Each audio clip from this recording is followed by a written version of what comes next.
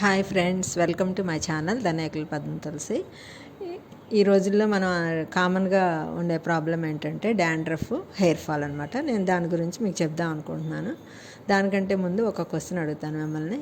మీరు రోజు మొత్తం మీద మొబైల్ ఎంతసేపు యూజ్ చేస్తారో అది కామెంట్ చేయండి. నా ఛానల్ని కనుక ఫస్ట్ టైం చూస్తున్నట్టయితే సబ్స్క్రైబ్ చేసుకుని బెల్ ఐకాన్ క్లిక్ చేయండి. అలాగే మా పాపకు కూడా హెయిర్ ఫాల్, డాండ్రఫ్ ఉంటే మా ఫ్రెండ్ ఒకళ్ళు సెలీషా షాంపూ వాడమని చెప్పారు. సెలీషా వాళ్ళకి రిజల్ట్ కనపడిందంట. అలాగే మేము కూడా నెల రోజుల నుంచి వాడుతున్నాము పాపకి. మాకు కూడా డాండ్రఫ్ తగ్గినట్టు అనిపించింది. అప్పుడు అందుకని మీకు వీడియో తీసి చూపిస్తున్నాను. సెలీషా షాంపూ ఎలా వాడాలంటే, ముందు దాన్ని తల మీద మనం తల తడుపుకున్న వెట్ హెయిర్ మీద అప్లై చేసేసి ఒక 5 నిమిషాలు ఉంచి చేత్తో బాగా మసాజ్ చేయాలన్నమాట.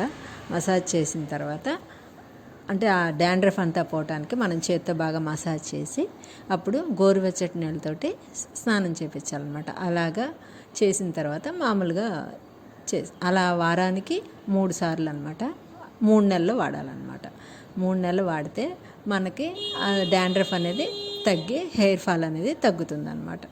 మా పాపకి తలస్నానం చేయించిన తర్వాత తలదూతున్నాం. చూడండి, ఎటువంటి డాండ్రఫ్ మనకి కనపడట్లేదు. అలాగే మనం తలదూకునే దువ్వెనలు కూడా ఎప్పటికప్పుడు శుభ్రంగా నీట్గా కడుక్కొని పెట్టుకోవాలన్నమాట. అప్పుడు తలలో మురికి అనేది లేకుండా ఉంటుంది అనమాట.